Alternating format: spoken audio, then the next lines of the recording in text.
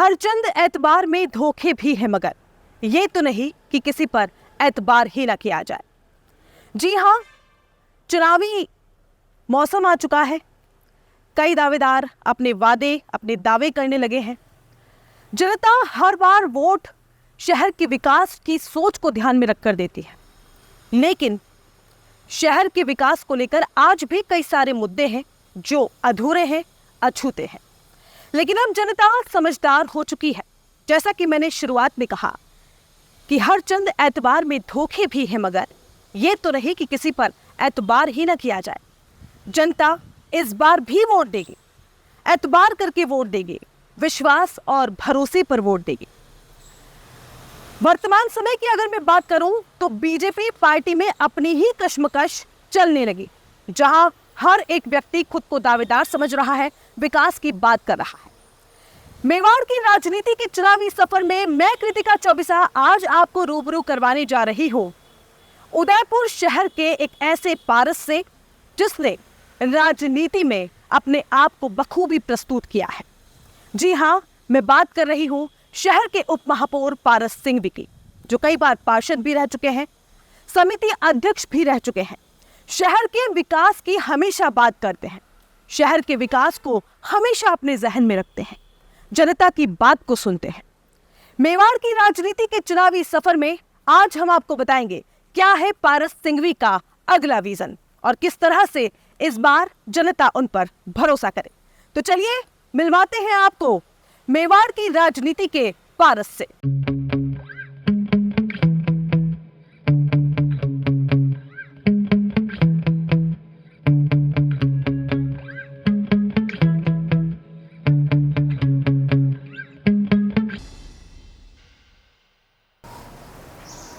नमस्कार सर, राम राम, क्षमा गणी, बहुत बहुत स्वागत है आपका वॉइस ऑफ उदयपुर में।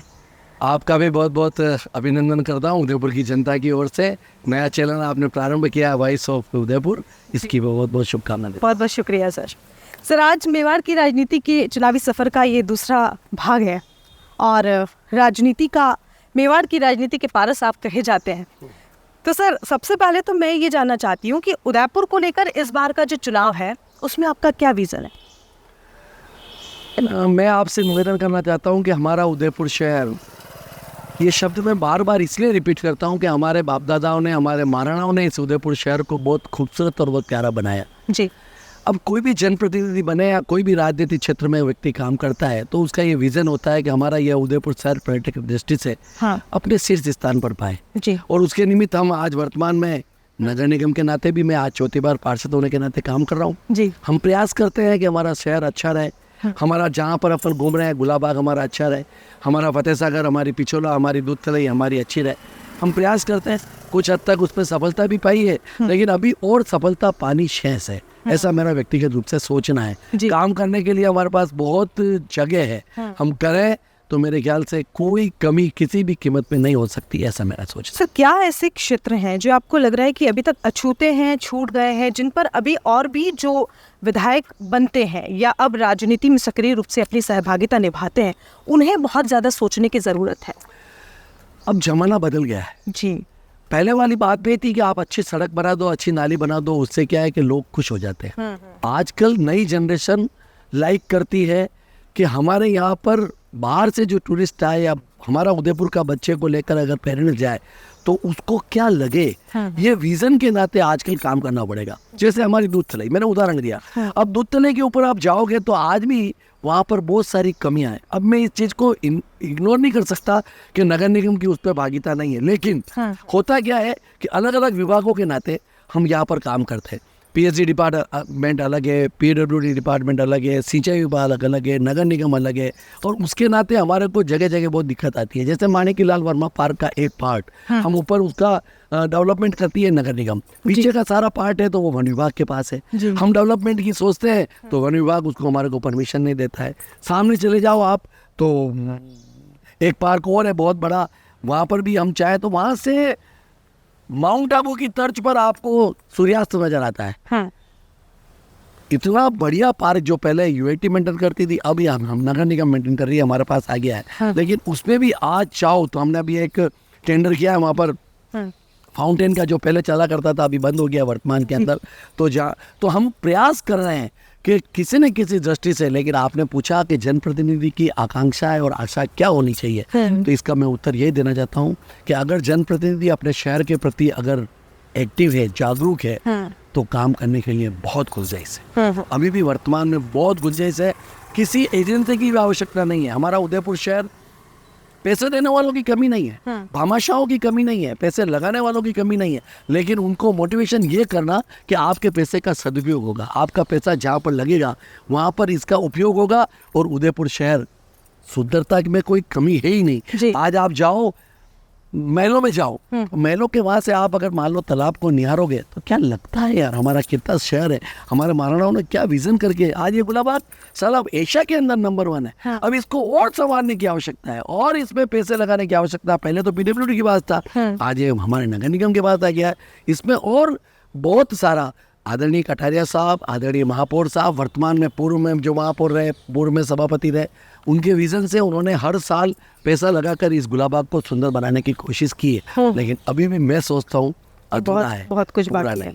जी जी सर, आपने जैसा कि बताया कि बहुत गुंजाइश है काम करने की, मतलब बहुत सारे ऐसी चीज़ें हैं जिन पर अभी भी मंथन करना ज़रूरी है। मैं एक एक करके कुछ ऐसी चीज़ें हैं जो आपसे पूछना चाहूँगी।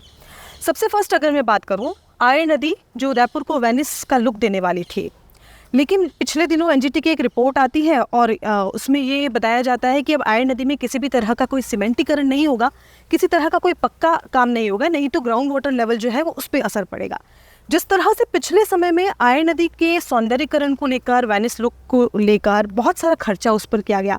पिछले मानसून में बरसात आती है तो वो सब पानी के साथ बह जाता है। इस बार भी लगभग ऐसा ही कुछ होता है और अचानक से ये एनजीटी की रिपोर्ट आ जाती है।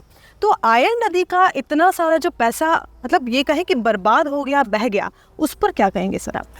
आयर नदी हमारा एक उदयपुर में सपना है। जैसे हम गंगा नदी कहते हैं तो उदयपुर की एक वो तरह आयर गंगा नदी है। मेरा व्यक्तिगत रूप से सोचना है, लेकिन वह गंदा नाला बनकर रह गया। बरसात के दिनों के अंदर जब तालाब से पानी आता है तो वह गंदा पानी निकल कर आगे उदय सागर की ओर चला जाता है और वापस वो का वो हो जाता है। हमने पिछले सालों में इसके डेवलपमेंट का सोचा, इसका टेंडर भी हुआ, स्मार्ट सिटी ने करोड़ों रुपए का इसका टेंडर भी किया, लेकिन अभी जैसा कहा कि एजेंसी ने स्टे दे दिया कि आप यहाँ पर कुछ भी नहीं कराओगे, लेकिन वर्तमान में थोड़े दिन पूर्व ही, अभी 8-10 दिन पहले ही उस पर स्टे उन्होंने वेकेट कर दिया और उन्होंने कहा है कि इसके डेवलपमेंट के अंदर आप पैसा लगा सकते हो। लेकिन ये आपने सही कहा कि जैसे यहाँ की उदयपुर की कमल तलई है, हमारी नगर निगम ने उसको पक्का किया, जैसे वही आयर नदी है। पक्का करने के पश्चात, सीमेंटेड करने के पश्चात वो पानी रिसेगा नहीं, ये बात बिल्कुल सत्य है। लेकिन आयर में ऐसा नहीं है जी। आयर के अंदर तो पानी रिसेगा। जैसे आप अहमदाबाद के साबरमती में जाओगे, मोदी जी ने अपने विजन के आधार पर क्या उसको रिवर फ्रंट के माध्यम से एक आकर्षण का केंद्र बना दिया। तो इसी तरह से आयर नदी भी अब बनने के लिए जा रही है, प्रयास जारी है, पैसा लग भी रहा है। गंदा नाला अपने स्थान के ऊपर नाले के लिए अलग से बना दिया है। सीवरेज का यूआईटी ने टेंडर कर पास में सीवरेज का भी निकाल दिया है। और मेरा ऐसा सोचना है कि इसमें अब काम की गति पकड़ने की आवश्यकता है, क्योंकि इसमें ढीलापन होता है ना, तो पब्लिक को ये लगता है कि लाखों, जैसा अभी आपने कहा करोड़ों रुपए और लाखों रुपए बर्बाद हो रहे हैं। बिल्कुल सत्य, ये सोचना ये जनता का दर्द है सर, ये जनता का दर्द है और आपका भी सोचना चाहिए ना, आप भी उदयपुर के जाए हो। मेरा ऐसा सोचना है कि अगर किसी पैसे का दुरुपयोग होता है तो वह दुरुपयोग नहीं होना चाहिए। आयर को सदुपयोग पैसे का कैसे हो, 1 रुपया लगावे तो 10 रुपये का रिटर्न कैसे मिले, इसकी विजन के साथ में काम करना चाहिए। और अगर आपको लगता है कि ये पहले स्टे आने की स्थिति थी तो पहले परमिशन ले लेते, आप अपना विजन पहले बता देते, आप अपनी डीपीआर पहले बता देते, प्रोजेक्ट रिपोर्ट पहले बताते, उसके पश्चात काम करते। हम बिगड़ सोचे समझे अगर काम को प्रारंभ करेंगे तो मेरे ख्याल से ये स्थिति होगी। जी सर, दूसरी अगर मैं बात करूं तो उदयपुर में मुख्य समस्या जो अब निकल कर आने लगी है, क्योंकि टूरिस्ट प्लेस है तो बहुत ज़्यादा पर्यटक यहाँ पर आते हैं, ऐसे में ट्रैफिक व्यवस्था को लेकर बहुत ज़्यादा दिक्कत है। हालांकि निगम ने डिजिटल पार्किंग बनाई, आपने दिल्ली गेट पे पार्किंग बनाई, आपने जगदीश चौक में पार्किंग बनाई, लेकिन फिर भी वो समस्या जस की तस क्यों है सर? तो देखा जी, इस बारे में बहुत विचार करने की आवश्यकता है जी। यह एक बहुत गहरा और बहुत ही ऐसा पहलू है कि जहाँ पर पार्किंग नहीं होगी तो टूरिस्ट कहाँ जाएगा। हाँ। आज अहमदाबाद से अगर टूरिस्ट आता है, सूरत से टूरिस्ट आता है, दिल्ली से टूरिस्ट आता है, वो अपनी कार को पार्किंग कहाँ करे? हाँ। हमने इस विषय में शुरुआत की। हाँ। मेरा ऐसा सोचना है, हमने शुरुआत की। आप देखो फतेह सागर से चालू करो। फतेह सागर पर एक बहुत बड़ी पार्किंग बनाई, जी। लेकिन आज उसका यूज नहीं हो रहा है। यूज नहीं है। अभी चांदपोल पे आए, 2 मंजिला पार्किंग बनाई। हाँ। वह लिफ्ट, जो दूसरी मंजिल की लिफ्ट है, वह जो बड़ी लिफ्ट है जहाँ कार ऊपर पार्किंग होती है, वो खराब पड़ी है। मैंने कहा ना, कहाँ का कमी है, मैं कमी को मानता हूँ, हमारी कमी है। अब उस ठेकेदार के द्वारा जो लिफ्ट चले जानी चाहिए थी 2 साल तक, वो नहीं चलाई। मैंने परसों ही हमारे इंजीनियर्स को कहा, मैंने कहा लगे तो लगे, नया पैसा लगाओ, इस लिफ्ट को प्रारंभ करो और 10 साल तक का इसका वर्क ऑर्डर दो। पैसा लगेगा ना, कोई दिक्कत वाली बात नहीं है। आज चांदपोल के अंदर स्थिति है कि अपनी कार को पार्किंग नहीं होने की वजह से बहुत दिक्कत आती है। वहाँ से आप प्रारंभ करो, दिल्ली गेट पे आओ, स्मार्ट सिटी द्वारा इतनी बड़ी पार्किंग बनाई, आज उसका यूज नहीं हो रहा है। आप आरएमवी आओ, 2 मंजिला पार्किंग है, वो चल रही है, व्यवस्थित से नहीं चल। व्यवस्थित है। मैकेनिज्म पार्किंग बनाई हमने दिल्ली गेट के ऊपर, सूरजपोल पर। राजस्थान क्या करें, इन्हें ऐसा पता क्या किया? राजस्थान के अंदर दूसरी पार्किंग थी मैकेनिज्म का। पहले ऑस्ट्रेलिया है, हमारे कुछ उदयपुर के प्रेमी हैं, जी। वो ऑस्ट्रेलिया है, उस स्टे को हमने वैकेट करवाया। वैकेट करने के पश्चात उस पार्किंग का लोकार्पण करवाया कटारिया साहब द्वारा। जी। आज भी वर्तमान में 8 घंटे के लिए वो पार्किंग चल रही है। हम चाहते हैं 24 घंटे पार्किंग चले। अपनी गाड़ी 82 82 कारें वहाँ पर खड़ी हो सकती है। और ये थीम मैंने व्यक्तिगत रूप से निर्माण समिति का अध्यक्ष था, तब मैंने प्रारंभ की। अब आप चलो, मैं पार्किंग की बातें बता रहा हूँ आपको। यहाँ से चलो किशनपोल के अंदर एक पार्किंग, जहाँ 125 से ऊपर बसें खड़ी रहेगी। कार नहीं कह रहा हूँ मैं, बसें खड़ी रहेगी, 250 कारें खड़ी रहेगी, 350 स्कूटर मोटरसाइकिल खड़े रहेंगे। इतनी बड़ी गुलाबाग के नज़दीक में एक पार्किंग हमने डेवलप करने का प्रयास किया। मैं आज आनंदी जी कलेक्टर का नाम लेना चाहता हूँ आपके चैनल के माध्यम से, जिन्होंने इंटरेस्ट लेकर उस पार्किंग में बहुत बड़ा योगदान दिया। और जब उनको लगा कि यहाँ पर कुछ प्रॉब्लम होने वाली है, तो वह जयपुर जाकर उसका गुलाबाग का एक पार्ट है, वह स्थान किशनपोल पार्किंग का, वो उन्होंने सारा डॉक्यूमेंट निकाल दिया।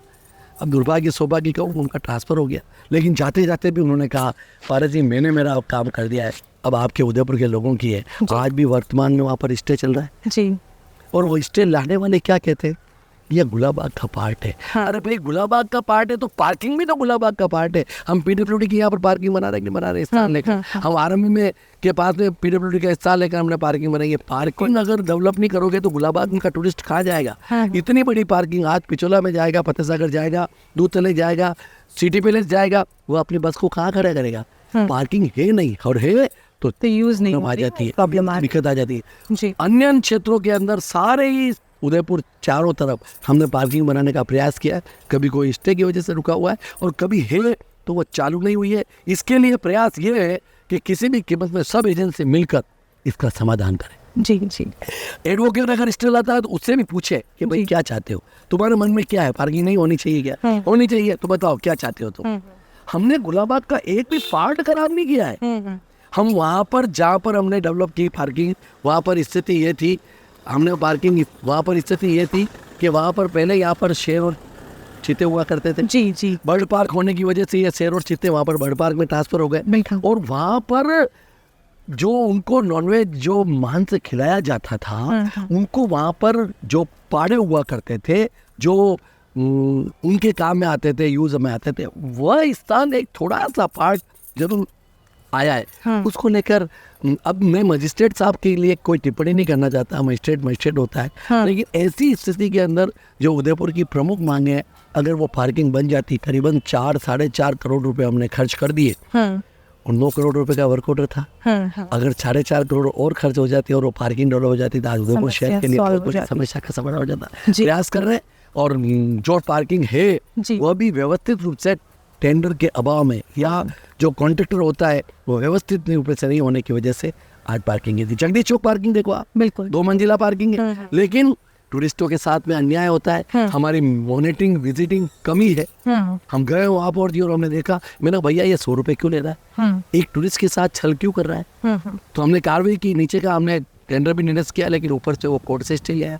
मेरा कहना ये ना, कुछ कमियाँ आपस में कॉम्बिनेशन नहीं होने की वजह से तकलीफ है। और पार्किंग के मामले में तो मेरा स्पष्ट मत है जी कि इसके लिए सख्त कार्रवाई की जानी चाहिए। जी सर, एक और मुद्दा मैं बात करूँ, झील सबसे ज़्यादा हमारे यहाँ पर आकर्षण का केंद्र है और आए दिन हम लोग, सोशल मीडिया ऐसी चीज़ है ना जो आज के समय में उदयपुर की छवि को कभी भी खराब कर सकता है। झील में सिवरेज का पानी मिलना, ये वीडियोस देखना, मतलब एक, अगर मैं उदयपुर की नागरिक होने के नाते आपसे कहूँ तो बहुत दुख होता है सर उस वक्त। उस पर क्यों नहीं किया जा रहा? झील में सिवरेज लाइन भी आ गई, आए दिन ऐसे वीडियोस भी आते हैं सर, क्यों? नहीं, ये बिल्कुल सही है। हाँ। झीलों के अंदर सीवरेज जा रहा है, इसमें कोई दो राय नहीं है, 100% बिल्कुल। एक वक्त था सर, मतलब लेकिन हाँ आज की तारीख में उदयपुर की झीलों के आसपास सारी होटल बन गई जी, और होटल बनेगी। मेरा ऐसा सोचना है कि झील के पास या पानी के पास होटल नहीं बनेगी तो कहाँ बनेगी? हाँ। टूरिस्ट कैसे आएगा? आकर्षण का केंद्र है। लेकिन कुछ कमी नगर निगम की, कुछ कमी हमारे जनप्रतिनिधियों की।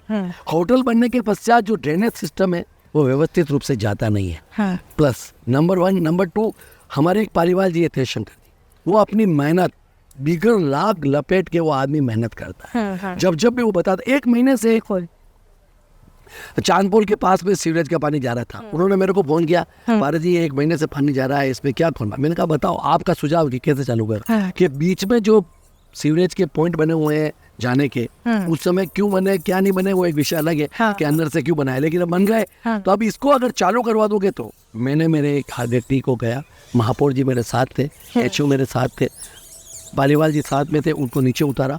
अब वहाँ पर गैस इतनी होती है कि डर भी लगता था। अम्बालाल नाम का व्यक्ति हमारा बहुत ही मेहनती और बहुत ही, उसने जाकर उसको प्लास्टिक को अंदर से निकाला। 1 महीने की प्रॉब्लम 1 घंटे के अंदर सो गई। सर रिसेंटली अभी मैंने एक वीडियो और सोशल मीडिया की बात कर रही हूँ क्योंकि वो बहुत जल्दी इन्फॉर्मेशन आप तक पहुँचा देता है। मंशापुर हनुमान मंदिर जो पिछोला के पास राम जी का हाटा के पीछे, सर अभी रिसेंटली मैंने देखा कि जो स्मार्ट सिटी का काम किया गया, वहाँ सीवरेज के ढक्कन से पानी बाहर रिस रहा है और हनुमान मंदिर परिसर के बाहर से बिल्कुल होकर निकल रहा है। सीवरेज के काम में स्मार्ट सिटी ने जो काम किया है, नो डाउट बहुत अच्छा किया है। लेकिन अभी भी जो कनेक्टिविटी होनी चाहिए थी उस पर कमी है। यहाँ से कॉर्नर तक आपने सीवरेज का काम अच्छा किया, यहाँ से पानी वहाँ तक जा रहा है, तो वहाँ से आगे जो कनेक्टिविटी होनी चाहिए उसकी कमी की वजह से वो सीवरेज का पानी वहाँ से लेकर तालाबों में जा रहा है। स्मार्ट सिटी के द्वारा काम कराने के पीछे हेतु यही था। 17 वार्डों में स्मार्ट सिटी का चयन इसीलिए किया गया कि हमारी ओल्ड सिटी जहाँ पर हमारा टूरिस्ट रहता है वह उस समस्या से निदान पाए। लेकिन अभी भी नहीं। आज चांदपोल में एक हनुमान जी के मंदिर के पास की बात नहीं करता हूँ, बहुत जगह आज भी वहाँ पर लोग तैयार है, जनता आपके साथ खड़ा रहने के लिए तैयार है, काम करने के लिए तैयार है, पीछे हटने के लिए तैयार है, 15-15 दिन अपना व्यवसाय बंद करने के लिए तैयार है। लेकिन स्मार्ट सिटी के अधिकारी को कहते हैं, मैं आया आपके अभी इंटरव्यू के लिए, उसके पहले मैंने फोन किया, मैंने कहा भाई ये स्मार्ट सिटी का रोड कब बनेगा? उन्होंने कहा भारत जी 3-4 दिन में बन जाएगा। आखिर कब? लोग तो उम्मीद करते हैं, कोविड के कालखंड की वजह से देरी हुई, कोई दो राय नहीं है, लेकिन अब तो कोविड नहीं है। पिछले 6 महीने से 8 महीने से साल भर से अब नॉर्मल स्थिति है। स्मार्ट सिटी के सीईओ को भी मैंने बहुत बार निवेदन किया, सांगावत साहब थे तब भी किया, लेकिन अभी भी कमियां है। इसको निदान पाने के लिए स्मार्ट सिटी के एक्सपर्ट को लाना पड़ेगा। तो मतलब उम्मीद कर सकते हैं सर। एक बात, जब स्मार्ट सिटी ने यह काम चालू किया ना, उस समय दिल्ली की सीवरेज की स्पेशल टीम यहाँ पर आकर काम कर, कोविड की वजह से वह दिल्ली की टीम चली गई दिल्ली। उसके बाद वो जो स्पेशल टीम थी, जो जानकार थी सीवरेज को सही करने में, वो टीम वापस कभी भी नहीं आई। और आज भी स्मार्ट सिटी जब 10 साल का मेंटेनेंस वो कर रही है, तो मेरा ऐसा कहना है, तो इस चीज को महापौर साहब ने एक इंटरव्यू में एक्सेप्ट भी किया था कि कमी शुरुआत में ही हो गई थी, इसी वजह से अभी तक ये चीजें कमी है। स्मार्ट सिटी के द्वारा बहुत अच्छा काम हुआ है और शुरुआत में तो बहुत अच्छा काम हुआ है, इसमें कोई दो राय नहीं। लेकिन जो एक्सपर्ट टीम थी, वो भले वो स्मार्ट सिटी की हो, स्मार्ट सिटी के सीवरेज की टीम हो, या चाहे 24/7 पीने के पानी की हो। अब होता क्या है, एक 10 फीट की 8 फीट की गली है, उसके अंदर आप सीवरेज का पाइप डाल रहे हो, उसके अंदर आप पीने के पानी का पाइप डाल रहे हो, उसमें आप बिजली का पाइप डाल रहे हो। अब वो एक्सपर्ट टीम नहीं होगी तो खामियां रहेगी, और उसका कारण यही है, एक्सपर्ट को बुलाना पड़ेगा, उसकी समस्या का समाधान करना पड़ेगा। इसके लिए हम प्रयास करें। सर फ्लाईओवर को लेकर भी बहुत सारे हमारे यहाँ पर प्रोजेक्ट पास हुए, लेकिन कहा जा रहा है कि चंद्र सिंह कोठारी के टाइम पर जो फ्लाईओवर बनने वाला था, शिव किशोर सनाडे साहब उस टाइम वहाँ पर थे, तो वो फ्लाईओवर को लेकर भी स्टे लगाया गया और बीजेपी के ही लोगों ने उस पर स्टे लगाया। उस पर क्या करें? आपका बिल्कुल बहुत अच्छा आपने प्रश्न पूछा। शिव किशोर जी सनाडे जब हमारे यूएटी के चेयरमैन थे, तब मैं उस समय ट्रस्टी था जी, और शिवजी भाई साहब ने कहा कि भाई मैं एलिवेटेड रोड बनाना चाहता हूँ उदयपुर में ट्रैफिक की समस्याओं को लेकर। तो मैंने कहा भाई साहब आप प्रोजेक्ट बनाओ, हमारी सहमति थी, एज द चैम्बर के अध्यक्ष व्यापारियों की सहमति थी। लेकिन प्रोजेक्ट बनाने के पश्चात जब हमको लगा कि यह प्रोजेक्ट, जब जीएस टांग साहब ने, हमारे जो भी वर्तमान में मेयर है, उन्होंने इस प्रोजेक्ट को शिव किशोर जी को दिया था कि ये एलिवेटेड रोड से इस टॉपिक का समाधान हो जाएगा। ठीक है, तो उस समय रेलवे स्टेशन से प्रोजेक्ट बनाया टांग साहब ने। बिल्कुल। वह राशि ज़्यादा आने की वजह से, पैसे ज़्यादा होने की वजह से वह रेलवे स्टेशन की बजाय उदियापुल पे आ गया। हमने पूछा व्यापारियों के नाते कि भाई ये उदियापुल पे आप बना रहे हो तो इसका क्या थीम रहेगा, हमें बताओ। तो यूआईटी के अंदर नक्शा बना। यूआईटी के अंदर जब शर्मा साहब थे, उन्होंने मेरे सामने प्रोजेक्ट की रिपोर्ट बताई। तो उदियापुल चौराहे से नीलम रोड तक मेवाड़ मोटर्स कवर हो रहा है, उससे दोनों तरफ दीवार बन रही थी ठेठ नीलम रोड तक, और जो रोड था वो 28 फीट का रहेगा। मैंने कहा उदयपुर का जो मध्य भाग का ट्रैफिक है, जो पुरानी ओल्ड सिटी का ट्रैफिक है, वह सारा उस 28 फीट पर जाएगा तो जाम लगेगा या समाप्त होगा। तो हमने उनको सुझाव दिया, उस समय भी आदरणीय कठारिया साहब से भी निवेदन किया, आदरणीय महापौर साहब से भी निवेदन किया। महापौर साहब ने कहा मैंने तो यही कहा है। तो मैंने कहा इसको आप प्रोजेक्ट को रेलवे स्टेशन से चलाओ, और बीच में जो 90 डिग्री के कर्व आ रहे हैं, चाहे एक्सीडेंट जोन बन जाएगा, उस 90 डिग्री के कर्व को चाहे वो जमीन को अवाप्त करना पड़े, एक्वायर करना पड़े तो एक्वायर करो, 50 करोड़ रुपए ज्यादा लगे तो लगे, क्योंकि नितिन गडकरी जी ने कहा था कि पैसे 100 करोड़ रुपए ज्यादा लगे, लेकिन चीज ऐसी बनाओ जिससे कि पब्लिक को परेशानी न सहन करना पड़े। और उसकी वजह से हमारे व्यापारी नहीं माने, एनएचआई को इसका टेंडर दिया, वर्कआउट देने के पश्चात उन्होंने अपनी काम चालू कर दिया, और 90 डिग्री के कर्व एक नहीं 4 जगह आए। हमने कहा कि इसको आप लोग, आज जैसे उदयपुर में उदयापुल पे मेरी होटल में वहां पर आती है, मैंने कहा आप 10 फीट छोड़ो ना, आप 50 फीट लो, पैसे तो क्या है, जो 10 करोड़ लगेंगे लगेंगे, 20 करोड़ लगेंगे, ऐसी प्रॉपर्टी जो रोड के बीच में आ रही है उसको आप लो, हमें कोई आपत्ति नहीं है।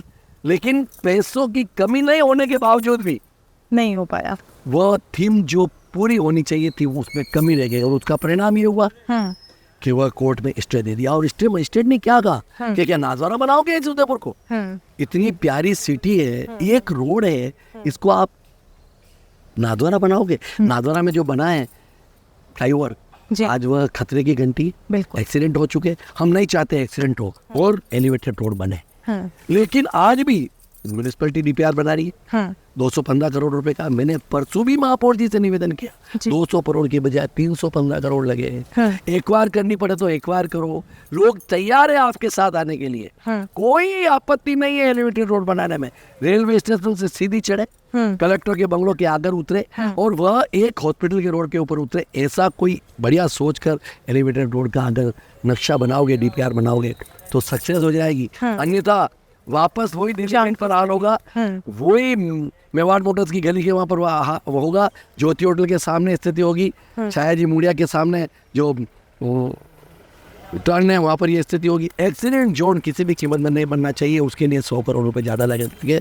उदयपुर का व्यापार जगत तन मन और धन के साथ में आगे आकर आपके साथ खड़ा रहेगा, लेकिन एलिवेटेड का विरोध नहीं है, कतई विरोध नहीं। विरोध पहले भी कहा, आज तरह से उस पे विचार, इस तरह से एलिवेटेड रोड बने जो एक्सीडेंट जोन नहीं बने। आप ऊपर बना रहे हो, मैंने पूछा प्रश्न उस समय कि ऊपर एक गाड़ी आई और एक गाड़ी खराब हो गई जी, तो आप दूसरी गाड़ी के लिए रास्ता कहाँ दोगे जी? रास्ता तो हो गई एक्सीडेंट में, ट्रेन आएगी, उस ट्रेन को कार उठाएगी, कैसे उठाएगी? नहीं उठा सकती है ना। तो मैंने कहा ऐसा रोड क्यों बना रहे हो? और आज अगर रेलवे स्टेशन से बनता है, एक तरफ कच्ची बस्ती है, दूसरी तरफ रेलवे की पुलिया है जी, व्यापारियों को आपत्ति नहीं है, और होनी भी नहीं चाहिए। शहर के विकास के अंदर आपत्ति और विरोध करना मेरे ख्याल से वाजिब नहीं है, कोई आपत्ति नहीं। और इस पर काम चल रहा है। मैंने महापौर जी से निवेदन किया, 215 की बजाय 315, 415 लगे। हमारे गडकरी जी वो बार बार यही बात कहते हैं, क्वालिटी का काम हो, अच्छा काम हो, एक्सीडेंट जोड़ नहीं बने, पैसे की कोई कमी हो जी। सर एक और मुद्दा 272 भूखंड को लेकर इस बार के बोर्ड पे बहुत ज़्यादा हुआ सर। ये कहा जा रहा है कि इस पर जब कार्रवाई आई और कार्रवाई करनी चाहिए तो कुछ पट्टों को निरस्त कर दिया गया और इतिश्री कर दी गई, मतलब कार्रवाई पूरा तरह से नहीं हो पाई। कृतिका जी ये बहुत सेंसिटिव होता है। हाँ, वो सेंसिटिव में शब्द इसलिए बोल रहा हूँ, पहले तो 275 शब्द कहाँ से आया जी? आपके विपक्षियों ने दिया? नहीं, विपक्षी का कहना है तो एक अलग बात है। हाँ। विपक्षी कोई भी चीज़ कह सकता है, उसका मैंने जब उन्होंने विपक्षियों ने ये मुद्दा उठाया 272 प्लॉट, तो मैंने कहा ये 272 में से आप 172 की सूची मुझे उपलब्ध करा दो। महापौर जी ने मुझे उसका चेयरमैन बनाया कमेटी का, मैंने उसकी जांच प्रारंभ करवाई, विपक्षियों को साथ में लेकर जांच प्रारंभ कराई।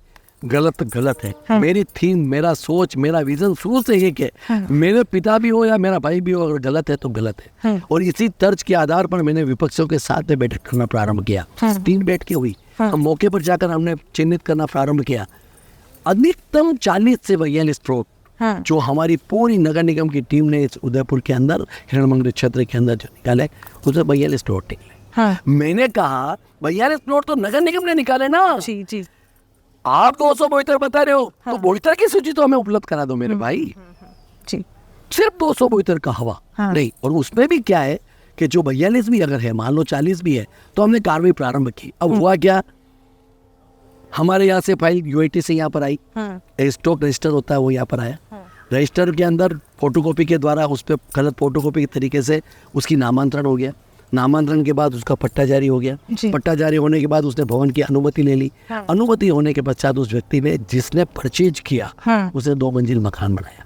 जी, उस व्यक्ति के जिसने मकान बनाया, उसकी तो कोई गलती नहीं है। जिसने बेचा उसने ये कहकर बेचा, देखो नगर निगम से नक्शा पास है, देखो यूआईटी से नक्शा पास है, देखो ये नामांतरण हुआ है, देखो इसका सब पैसा जमा हुआ। अब हमने तोड़ने की कार्रवाई करे, उसके पहले एक गरीब एसपी अगर 25 लाख रुपए में देता है, उसकी तो कोई गलती नहीं। हमने इस पर जिसने बेचा है उसके खिलाफ, जी, उसके खिलाफ हमने एफआईआर लॉन्च जी, हमने 2 एफआईआर लॉन्च किए। एक हिरणमंगरी सेक्टर 4 थाने में एफआईआर लॉन्च करवाई, एक हमने सूरजपुर थाने में एफआईआर लॉन्च करवाई। अब पुलिस ने कहा ये तो एसईडी का मामला है, एसईडी उसकी जांच कर रही है। जो बेईमान है, जो गलत है, उसके खिलाफ कार्रवाई हो। हम किसी भी कीमत में नहीं चाहते हैं कि सच का सत्य 100% आना चाहिए। मेरा आपसे ये निवेदन है। तो मैं यूँ कह रहा हूँ अगर गलत है तो कार्रवाई हो, लेकिन पुलिस आगे उसने ट्रांसफर कर दिया। अब एसओजी जांच कर रही है। जी, हमारे विधायक कटारिया साहब तो उन्होंने ये विषय विधानसभा में भी उठाया। उन्होंने अपने लेटर पैड पर भी लिख कर दिया। उन्होंने लेटर पैड पर भी लिख कर दिया, और उन्होंने लिख कर दिया कि ये 272 भूखंड का जो प्रकरण है, इससे हमारी नगर निगम बदनामी हो रही है। तो मेरे को कटारिया जी ने कहा कि पारद ये 272 का विषय क्या है, आपने जांच की तो क्या की? मैंने कहा हमने जांच में पाया कि कुछ प्लॉटों पर गलत कार्रवाई हुई है, और इसके लिए गलत कार्रवाई हुई है तो इसके खिलाफ कार्रवाई होनी चाहिए। उन्होंने कहा एफआईआर की कॉपी, मैंने कहा ये दोनों एफआईआर की कॉपी है। हमने दोनों एफआईआर की कॉपी साहब को उपलब्ध करवा दी। अब उस समय हमारी तो अप्रोच जयपुर तक है नहीं जी, हम तो छोटे कार्यकर्ता हैं, हमारा जितना था हमने कर दिया। और उसके पश्चात जो विपक्षी की बात कर रहे हो, उनसे भी मैंने कहा अभी भी आपको लगता है एक नहीं 25 अगर सूची ला के दे दीजिए, हम कार्रवाई करने के लिए तैयार है। और मेरा ऐसा सोचना है उसके खिलाफ सख्त कार्रवाई होनी चाहिए। जिसने भले नगर निगम का अधिकारी हो या जिसने बेचा है, उसको जेल की छिराकों में होना चाहिए। गलत काम किसी भी कीमत से नहीं होना। सर, इस बार के बोर्ड में पहली बार बीजेपी का ये ऐसा बोर्ड देखा गया जब नाराजगी अपने ही लोगों की अपने लोगों से रही। हालांकि अब नाराजगी दूर होती हुई दिखाई दे रही है, लोग पास भी आ रहे हैं, बात सब कुछ अपने जो गिले शिकवे थे उसे भूल कर चुनाव में लग भी रहे हैं। क्या मानते हैं सर, गुलाब जी की कमी की वजह से ये सब कुछ हुआ? नहीं, ऐसा नहीं है। गुलाब जी भाई साहब से तभी विरोध के स्वर उभरने लग गए थे। भाई साहब यहाँ पर तब विपक्ष के नेता थे, तब भी विरोध के स्वर उभरने लग गए थे। ये आपको जानकारी है, क्योंकि आप कोई नए व्यक्ति नहीं है पत्रकारिता के मामले में। पुराना होता जी, मेरा ऐसा कहना है, जब ये बोर्ड बना, ये 6ठा बोर्ड बना, उस समय हमारी आर्थिक स्थिति बहुत खराब थी। और आर्थिक स्थिति खराब होने की वजह से हम डेवलपमेंट के लिए कोई भी काम नहीं कर सक रहे थे। तो हमने थोड़ी सख्ती बरती, चाहे वो कौन सा भी विभाग रहा हो। बिल्कुल, मैं अलग अलग विभागों के नाम लेने की आवश्यकता नहीं है यहाँ पर, क्योंकि नाम लेते ही ये लगेगा कि ये मेरे विभाग के लिए किसने किया। हमारी अलग अलग कमेटियां बनती है। राजस्थान में पहला नगर निगम ऐसा है जहाँ पर कमेटियां बनकर कमेटियों के थ्रू डेवलपमेंट का काम होता है। ओके, हमने यहाँ पर कमेटियां बनाई, अलग अलग विभाग के विभागाध्यक्ष बन गए, और उसके पश्चात अपना काम प्रारंभ किया। महापौर जी का सोचना ये था कि गलत काम या दुरुपयोग जो पैसे का होता है वो नहीं होना चाहिए। उन्होंने कुछ सख्ती की। महापौर जी हमारे सख्त हैं, उनको चुनाव लड़ना नहीं है, राजनीति भविष्य में करनी नहीं है। मैं आपके चैनल के माध्यम से खुला कह रहा हूँ। उन्होंने मुझे कहा पारस, इन फाइलों को, ऐसे विभागों को अपने को चिन्हित करके जो फालतू खर्च होता है, मैं उदाहरण दे रहा हूँ एक बात। बिल्कुल। उदयपुर के अंदर टी गार्ड का टेंडर होता था। कितने टी गार्ड लगते थे पता है आपको? 1 करोड़ रुपए के एक साल के। हाँ। 1 करोड़ रुपए के 1 साल के। टीका कहाँ जाते थे? किसी प्राइवेट संस्थान में जाते थे, फतेह स्कूल में 200 जाते थे, विद्या भवन में 150 जाते थे, और प्राइवेट के नाम नहीं ले रहा हूँ क्योंकि नाम लेना अननेसेसरी, उनसे व्यक्तिगत रूप से नाराजगी व्यक्त लेना, ऐसे जाते थे। हमने प्रयास किया, और जब हमने बोर्ड बना तो महापौर जी ने उस फाइल को मंगाई। उदाहरण एक दे रहा हूँ मैं खाली, उस फाइल को मंगाई। उस फाइल को मंगाने के पश्चात हमने देखा कि ये भाई ये 150 टी गार्ड गए कहाँ? चलो फतेह स्कूल चलते हैं, हाँ। टी गार्ड तो वहाँ पर 10 भी नहीं है। अच्छा। चलो विद्या भवन चलते हैं, 200 टी गार्ड तो वहाँ पर है ही नहीं। चलो और संस्थान में चलते हैं, टी गार्ड ही नहीं है। 1 करोड़ रुपए का टी गार्ड 1 साल का, उस पर 3 साल से हमने बेड लगाया। आज 1 साल के अंदर पहली बार 40 लाख रुपए के अभी वर्तमान में MLA नेट से टेंडर हुए हैं, जी। जो अभी गुलाब जी भाई साहब ने विधायक कार्यकाल जब उनका समाप्त हुआ, असम के राज्यपाल बन गए, तब उन्होंने टेंडर 40 लाख रुपए में टी गार्ड के लिए दिए। हमने खूब कर टी गार्ड दिए। पुराने टी गार्ड अभी भी चल रहे हैं 3 साल पहले के। 1 करोड़ रुपए का एक उदाहरण है, ऐसे अनेकों उदाहरण मैं दे सकता हूँ अलग अलग विभागों की वजह से। तो आज हमारे पास 100 करोड़ रुपए से ज्यादा है। हम कोई भी काम करने के लिए सक्षम है। 10 करोड़ रुपए का काम है, अच्छा लग रहा है, हम उसका टेंडर लगा रहे हैं। और नाराजगी का कारण और बहुत सारी बात है। अगर मान लो सख्ती करेंगे तो विभाग का अध्यक्ष नाराज होगा, बिल्कुल। समिति का अध्यक्ष नाराज होगा, और उसका खामियाजा मुझे भुगतना। सर नाराजगी तो मतलब मुझे भुगतना पड़ा। अब उसका कारण मैं नहीं था, महापौर जी नहीं थे, उसके लिए पूरी ऊपर की टीम थी। उसमें हमारे खटारिया साहब का भी आशीर्वाद था, महापौर जी का भी आशीर्वाद था। व्यक्तिगत रूप से नाराजगी मुझे गुलाब जी ने कहा, मैं चैनल के माध्यम से कहता हूँ, खटारिया साहब ने कहा भारत तुम्हारे से समिति के अध्यक्ष नाराज है। वैसा मैं तो 2 साल से समिति की बैठक में ही नहीं जाता हूँ, और मैं समिति को बैठकों में इंटरफेयर करते ही नहीं हूँ। उसके बाद नाराजगी किस चीज़ की मुझे तो पता नहीं। आप कहो तो मैं चाहता ही नहीं। आप समिति का अध्यक्ष 4 फोन करता है, भारत जी आपको आना, मेरा नहीं रहे रो ना, मेरे को क्यों बुलाते हो? अब बुलाने के पश्चात फिर आप खटारिया साहब को शिकायत करते हो। और एक कारण, और दूसरा कारण नाराजगी का, बहुत खुले शब्दों में बोल रहा हूँ, संगठन की तरफ से भी कुछ लोगों ने उकसाया हमारे कुछ लोगों को। वो होना नहीं चाहिए। परिवार के मुखिया होने के नाते जब संगठन के प्रमुख पदाधिकारी होते हैं, उनको 2 भाई आपस में लड़ते हैं, तो उनको बिठा कर समस्या का समाधान करना चाहिए। लेकिन इसमें कमी रही। उसका परिणाम ये हुआ कि हमारे आपस में मनमुटाव बढ़े, और बढ़ने की वजह से समाचार पत्रों के माध्यम से और सोशल मीडिया के माध्यम से ये पता लगा कि इनमें आपस में कमी है। मैंने बंद कर दी, फाइल देखना बंद कर दिया, छापना बंद। सर अभी रिसेंटली भी एक लिस्ट हमारे जिलाध्यक्ष साहब ने निकाली, उस लिस्ट में भी बहुत सारा हंगामा हुआ। मतलब ये आपसी सामंजस्य की कमी है या हर कोई अपने आप को समझने की बितावे है? उस पे मैं आपसे निवेदन करना चाहता हूँ, जिलाध्यक्ष जी ने कोई नाम ऐसा नहीं भेजा, ऐसी बात नहीं है। मैंने पूर्व में भी चैनल के माध्यम से कहा कि जिलाध्यक्ष ऐसा करते किसी भी कीमत में नहीं कर सकता है, क्योंकि वो बीजेपी का जिलाध्यक्ष है। जो नाम आएगा उसको नाम को आगे फॉरवर्ड करना उसका नैतिक दायित्व बनता है। वो फॉरवर्ड नहीं करेगा तो पब्लिक फॉरवर्ड कर रही है, जनता जनार्दन फॉरवर्ड कर रही है, जनता हमारे साथ है, जनता पब्लिक हमारे साथ है। और मैं तो बार बार कहता हूँ, मैं विधायक का दावेदार था ही नहीं, अब हुआ एक अलग विषय, था नहीं। टॉप 3 में है सर आप? नहीं था नहीं, पब्लिक ने मना दिया। यहाँ पर कटारिया साहब थे, तब तो मन में भी कल्पना नहीं करते थे कि हम विधायक बनेंगे। आदरणीय कटारिया साहब हमारे सर्वोपरि थे, वो विधायक बने, हमें कोई आपत्ति नहीं है। जब भाई साहब असम के राज्यपाल हो गए तो लोगों के मन में आया, चलो यार एक युवा चेहरा भारत भी हो सकता है। बिल्कुल बिल्कुल, ऐसा नहीं हो सकता है। अब ये बात आगे बढ़ी, और आगे बढ़ने के पश्चात लोगों के मन में भ्रांतियां पैदा हुई, और उससे वो एक दूसरे से छीटाकाशी करते लगे। मैं आज भी कहता हूँ, मिल बैठ कर काम करेंगे तो विधायक कोई भी बने, कमल का फूल जीतना। चलिए सर, छीटाकशी होती रहती है और हम लोगों को बिल्कुल बिल्कुल। देखिए सर, हम गुलाबाग में इस वक्त मौजूद हैं, सर का इंटरव्यू ले रहे हैं और लोग सर से मिल रहे हैं, और एक नारा आपने सुन ही लिया कि विधायक कैसा हो, पारस सिंघवी जैसा हो, यहाँ के लोग कह रहे हैं। सर बहुत अच्छी बात है, लोगों के मन में आपके लिए बहुत प्रेम है, अथाह प्रेम मैं कहूँगी, और उदयपुर की राजनीति के पारस भी आपको कहते हैं। छीटाकशी और ये सब चीज़ें एक तरफ है, लेकिन विकास एक तरफ है। अब यदि आप विधायक बन जाते हैं सर, तो उदयपुर की जनता को आश्वस्त कर दें कि किस तरह से नया विजन लेकर आप। शुरुआत में कहा आपको, विधायक अगर मान लो उदयपुर की जनता, अगर मेरी पार्टी मुझे टिकट देती है, और अगर उदयपुर टिकट देगी तो जनता का अटूट प्यार है। आप अभी सुनने थे ना, नारे मैंने नहीं लगवाए। बिल्कुल, हाँ। ये उदयपुर की पब्लिक की आवाज़ है, ये उदयपुर की जनता की आवाज़ है। सवेरे 7 बजे से रात की 10 बजे तक उदयपुर शहर की चिंता करना, क्योंकि कटारिया साहब ने मुझे 4थी बार पार्षद बनाया, अलग अलग क्षेत्र से बनाया। एक बार मैं ट्रस्टी बना 2.5 साल के लिए, अलग अलग विजन के नाते काम करने का प्रयास किया। लेकिन हाँ, फिर भी मैंने स्वीकार किया कि कृतिका जी कुछ कमियाँ हैं आज भी। बिल्कुल सर, प्रेम की आवाज़ भी आ गई है और एक नई मतलब जो शुरुआत आप लोगों ने इस बार के बोर्ड में की थी वो भी दर्शक इस वक्त देख रहे हैं। आज गुलाबाग में बच्चों की ट्रेन सुगैना जी की टाइम में शुरू हुई, वो बीच में ट्रेन खराब हो गई। बड़ी मुश्किल से कॉन्ट्रैक्टर के द्वारा उसको तख्ते से चला रहे थे। हमने पिछले बोर्ड के अंदर इसका टेंडर किया, लोकेश जी द्विवेदी हमारे गैराज समिति के अध्यक्ष है। उसके पश्चात हमने नए टेक्नोलॉजी के आधार पर इस ट्रेन को प्रारंभ किया। लोगों ने उस समय भी बहुत छीटा कसी की कि ये ट्रेन क्या चलेगी।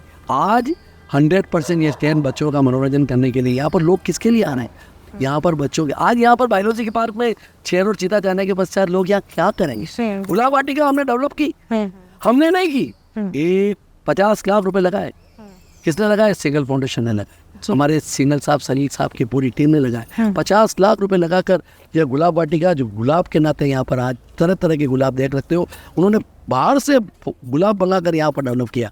आज एक जो निराश वालों का पार्क है, जाकर देखो आप, कितना बढ़िया सुंदर पार्क है। हमने इसमें भी अभी कमी है, ट्रेन तो चालू हो गई है, लेकिन हमारी कमल तली में पानी बनने के पश्चात वहाँ नावे चले, वहाँ पर एक रेस्टो चले और व्यवस्थित रूप से उसका संचालन हो, उसमें अभी कुछ कमियां हैं। वो अभी और कमियां पूरी हो जाएगी तो टूरिस्ट का आकर्षण बढ़ेगा। मैं पुनः आपके प्रश्न का उत्तर दे रहा हूँ, सारी उम्मीदें मैं आपका प्रश्न का पुनः एक बार बीच में उत्तर दे रहा हूँ। वर्तमान में मेरे प्रति कोई भी दुराभार किसी पार्षद का नहीं है। परिवार के अंदर 4 भाई होते हैं तो पिता पुत्र में भी आपस में और भाइयों में भी छोटी मोटी बात हो जाती है। ये बात सत्य है, कुछ कमियां मेरी नहीं होगी, कुछ कमियां उनकी नहीं होगी। उस गिले शकवा को दूर कर कर हम सभी भाई एकजुट होकर कमल के फूल को खिलाने के लिए अगले विधानसभा चुनाव में तैयार हैं। मेरा ऐसा सोचना है, टिकट मिले ना मिले, जिसको टिकट मिलेगा वो हमारा प्रत्याशी होगा, ऐसा मेरा सोचना है। हाँ ठीक है, डेवलपमेंट के लिए बहुत सारा काम है। अभी भी ट्रैफिक व्यवस्था के लिए जो हमने स्थान बनाए उसको विकसित करना हमारा ध्येय है।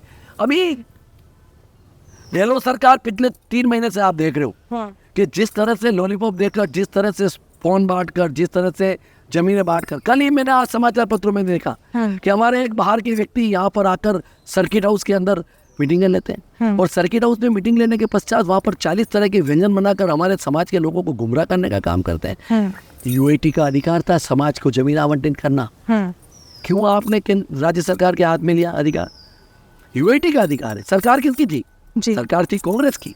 कांग्रेस के यहाँ पर आपने अगर चेयरमैन नहीं बनाया, ये गलती किसकी है? ये गलती है सरकार की। आपने 5 साल में यूएटी का अध्यक्ष ही बनाया, इससे बड़ा दुर्भाग्य और क्या हो सकता है? अगर वो अध्यक्ष बनता, जमीनों को आवंटित करता, लेकिन अब चुनाव के 1 महीना पूरे बचे भी नहीं है और आप लोगों को बुलाते हो, आपकी पेंडिंग है एप्लीकेशन, चलो मेरे साथ, मैं गहलोत जी से मिलाता हूँ और जमीन आपको आवंटित करवा दूंगा। अरे मेरे भाई, हमारा अधिकार है, हम समाज में काम कर रहे हैं, समाज को जमीन देना यूआईटी देती है। ये शिव किशोर जी सन्नाटे की टाइम में मैं भी उसका मेंबर था। हमने कितने लोगों को, सैकड़ों लोगों को यहाँ पर जमीन दी और जमीन देने का हमारे को राइट है। जी, नगर निगम को, यूआईटी को राइट है, लेकिन यूआईटी के राइट आपने सरकार को ले लिए और फिर अब सरकार के माध्यम से 1 माह पूर्व 7,000 रुपए का फोन बांट रहे हो। फोन लेने के पश्चात व्यक्ति से पूछते हैं कि बेटा क्या करोगे? वोट तो बीजेपी के दूंगी। क्यों? मैं मोदी जी की फैन हूँ। क्यों? मोदी जी का विजन अच्छा है। अरे भाई बांटो ना, आपके पास पैसा ही नहीं है। बिल्कुल, आप क्यों कर्जा करके जाना चाहते हो? इस राजस्थान को आज भ्रष्टाचार में नंबर 1, आज दलितों पे अत्याचार नंबर 1, बेरोजगारी के अंदर जो भत्ता देने की बात थी उस पर नहीं, किसानों के कर्जा माफ की बात थी नहीं, एक भी काम सरकार के माध्यम से जनता के हित में क्या हो तो बताओ तो सही। अब लास्ट में आप रेवड़िया बांट कर आप सरकार में पुनः आना चाहते हो, बजट नहीं है आपके पास। आज मेडिकल फ्री कर दिया आपने। मैं कृतिका जी कहना चाहता हूँ, मेडिकल की क्वालिटी क्या है? और असर नहीं करती है हमारे पेशेंट के ऊपर। बिल्कुल, ये बात सत्य है, बढ़िया काम है मेडिकल फ्री हुआ तो, लेकिन वो दवाई की क्वालिटी तो अच्छी हो। उसमें कितना भ्रष्टाचार हो रहा है। पेपर लीक 19 बार जी, और जब पेपर लीक के विरोध में युवा मोर्चा का कार्यकर्ता प्रदर्शन करता है तो सिर फाड़ देते हो युवाओं का। ये क्या है? नहीं होना चाहिए जी। आप 3 बार के मुख्यमंत्री हो, संवेदनशील मुख्यमंत्री हो, बापो ना। आप अपने उप मुख्यमंत्री को गाली देते हो और जब हम कहते हैं कि गाली को दे रहे हो, ये तो हमारा पारिवारिक झगड़ा है। पारिवारिक झगड़ा है तो घर में झगड़ो, सभी विधायकों को ले जाकर एक होटल में बंद कर दो, जनता जाए भाड़ में 1.5 महीने तक। ये क्या है जी? नहीं होना चाहिए। बहुत सारे मुद्दे हैं और मोदी जी के विजन के आधार पर पुनः एक बार भारतीय जनता पार्टी की सरकार बनेगी, नगर निगम में छठा वोट है कृतिका जी। हमने उदयपुर के लोगों पर कुछ ना कुछ तो काम किया हो, हमने दिलों पर राज किया होगा, लोगों के दुख सुख की बात में भागीदारी का निर्वहन किया होगा। 6 वोट ऐसे ही बन जाते हैं क्या? जी। 1 बार बन जाए, 2 बार बन जाए, 3, इसका मतलब जनता मूर्ख है। इसका मतलब ये हो गया उदयपुर की जनता मूर्ख है। जनता हम तो- बहुत समझदार है सर, और अब वो विकास को ध्यान में रखकर वोट देना चाहती है। वो सिर्फ वादे और दावों पर नहीं वोट देंगे। विकास किया। हाँ आयर की पुल किसने बनाया? हाँ। पूरे बोर्ड में निर्माण सेक्शन ने बनाया, नगर निगम ने बनाया। 8.5 करोड़ रुपए की लागत से आयर का पुल बनाया। ये हमारा विजन था, जी। हमने बनाया, आपस में समझौता करके बनाया, समझाइश की। वहां पर अगर देवरा था तो उसको शिफ्ट किया, और अगर और बनेगा तो हम उन लोगों को भी समझाइश कर कर उसका डेवलपमेंट करेंगे। मेवाड़ दर्शन दीर्घा किसने बनाई? आज आयर की नदी का डेवलपमेंट किसने लिया? हम गुलाब जी की सेवाओं को दरकिनार नहीं कर सकते। ठीक है, व्यक्ति काम करता है तो कुछ ना कुछ कमी रहती है। इंसान सर्वज्ञ तो नहीं है, भगवान तो नहीं है, कमियां रहना स्वाभाविक है। और डेवलपमेंट के मामले में आज हमारी जिले जाकर देखो, बिल्कुल। आपने कहा कि सीवरेज का पानी नहीं जाना चाहिए, उसके लिए हम काम कर रहे हैं, लेकिन जिलों के लिए अलग से टेंडर लगा रखा है। लेकिन होता क्या है, ठेकेदार ऐसा आ जाता है। अब क्या करें, हमने ठेका ऐसा दे रखा है जो 100% जिलों को साफ रखेगा। हमने व्यक्तियों का टेंडर नहीं कर रखा है। जी। लेकिन ठीक है, कुछ कमियां हमारी है, हम भी उसके अंदर भावना में बह जाते हैं, और जितना पेनल्टी लगनी चाहिए नहीं लगनी चाहिए, नहीं लगा सकते।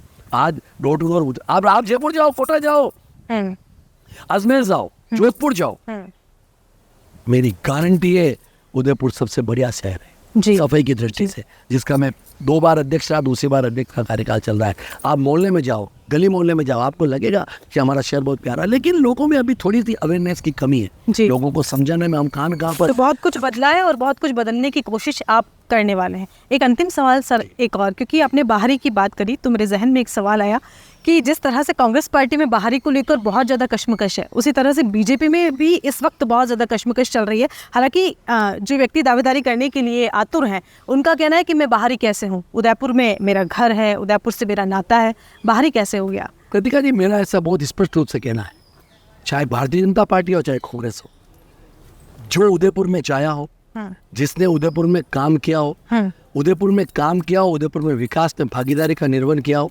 वह विधायक का चुनाव लड़े। जी।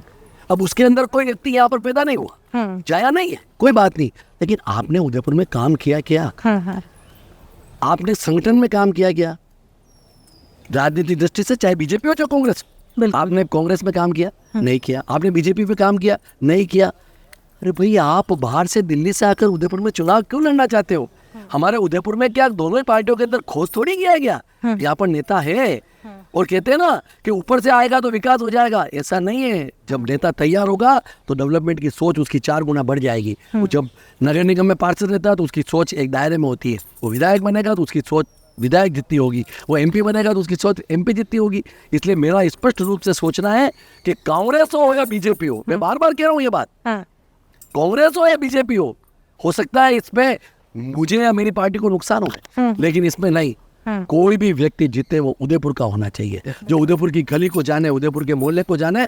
आज गानेराव की घाटी में ले जाके खड़ा कर दो उन व्यक्तियों को, जी। उनको उदयपुर जाना है, वो पूछेगा गानेराव की घाटी है क्या, बटानी चोटा है क्या, नानी गली है क्या, वो कैसे डेवलपमेंट कराएगा, वो लोगों से आत्मीयता के साथ कैसे जुड़ेगा। ये मेरा सोचना है। बाहर का भारतीय जनता पार्टी में हो या घर होना, काफी नहीं है, या आपका पैदा होना भी काफी नहीं है, लेकिन यहाँ पर संगठन के नाम पर या विकास की दृष्टि से जिसने काम किया हो, मैंने नाम लेने की आवश्यकता नहीं, उसमें सब कुछ बिल्कुल ऐसा मेरा सोच।